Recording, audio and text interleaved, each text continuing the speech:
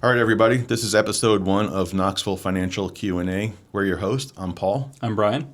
And the purpose of this show is to answer your financial questions. So since this is episode 1, we don't really have any questions yet because nobody knows we were actually doing this. So what we decided to do for this first episode was to answer the questions that we most frequently get asked when new potential clients come into our office. So with that said, Brian, what's one of the questions that you get asked most often from new potential clients? One of the questions I get asked most often is probably, should I take advantage of my 401k at my work, or should I open up or invest outside of work? One of the things that I always try to talk to them about is say, 401k match. If you get a match, what are the fees? Does the company pay for the fees? What are your investment options at investment vehicles provided by the 401k? But, the biggest thing is just match. If a company matches, if it's a dollar for dollar match up to like 5% per se, the idea there is every dollar, if you put in 5%, they're giving you 5%. That's a 100% rate of return that you can't really find anywhere else in the world. So taking advantage of any employer match is really probably the number one thing that I would say, yes, take advantage of a 401k. Should you invest outside of work? Always. But if it's a question of one or the other, take the match. Speaking of 401ks, it's one of the questions that I see all the time, and I'm sure Brian does too, when people come in, they want to discuss their current 401k allocations. And the reality is there's not many to choose from anymore.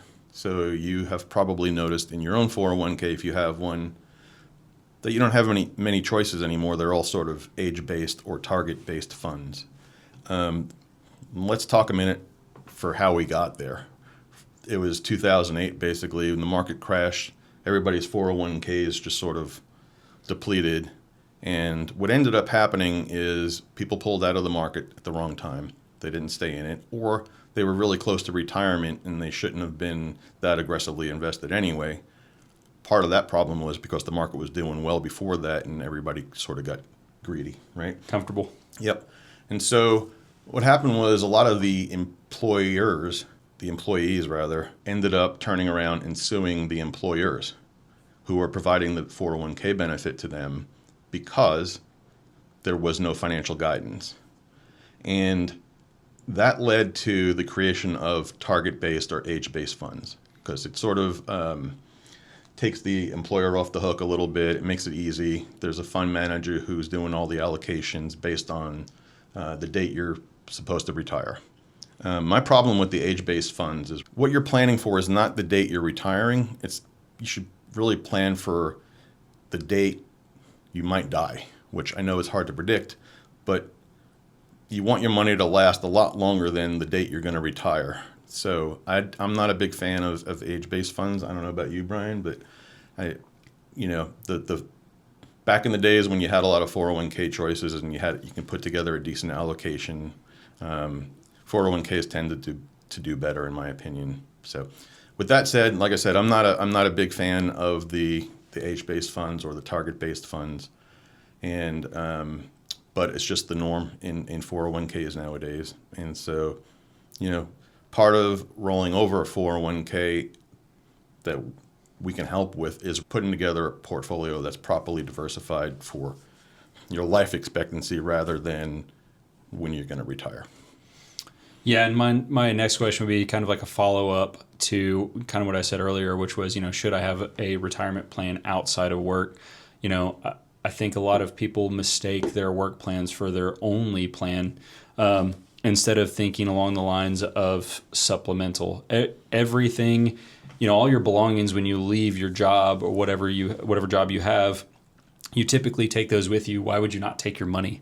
I think there's a idea of, well, my work takes care of me. Well, if you just go have a plan, Roth IRA, traditional IRA, or things outside of work, you have vehicles to move that money into, and they're already established. You're already contributing to them.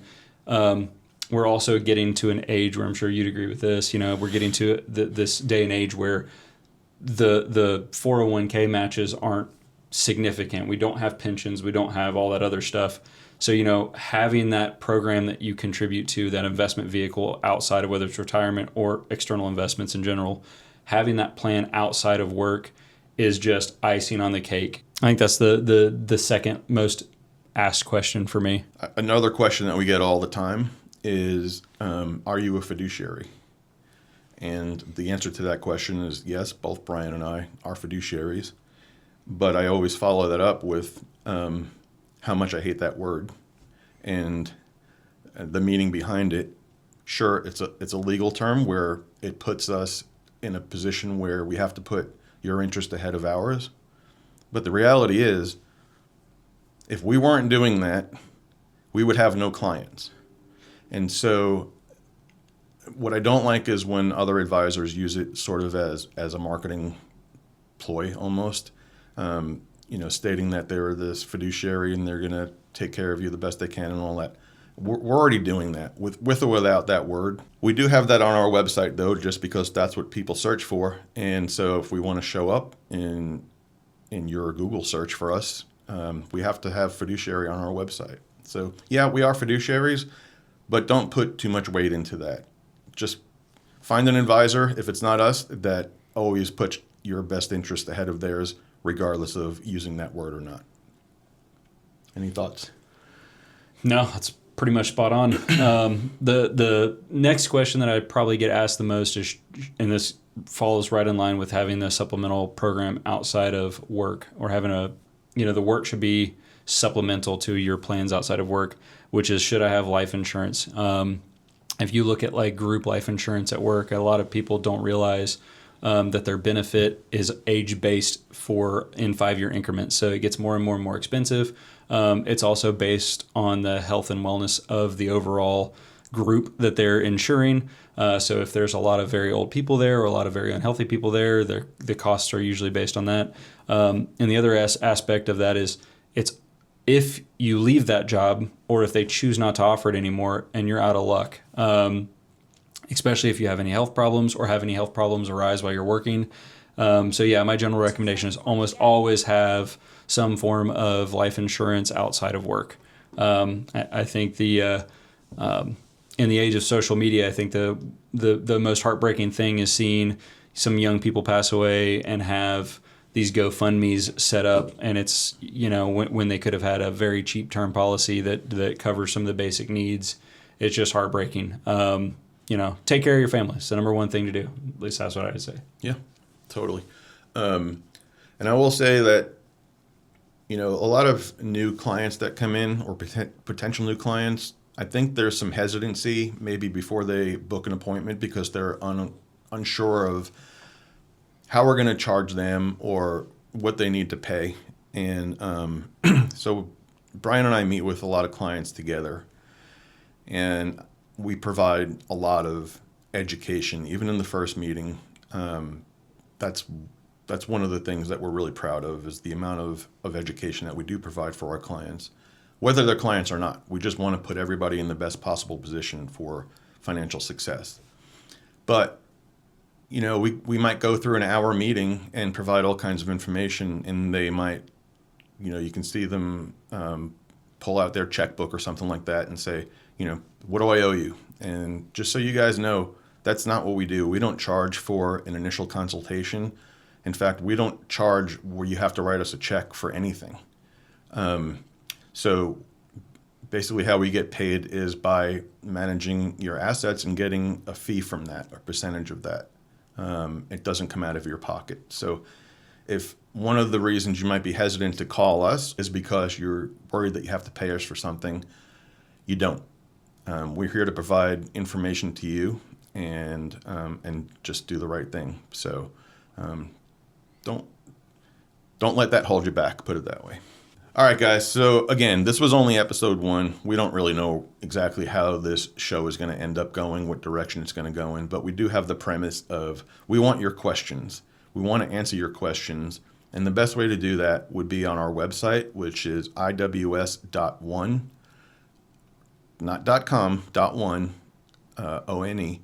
And there's a contact us section at the bottom, or you can just email us at info iws.one, and just make the subject question. That'll basically guide the direction of this show in the future. Again, this being episode 1, we hope to improve. We hope to make the format a lot better and just get better with experience over time.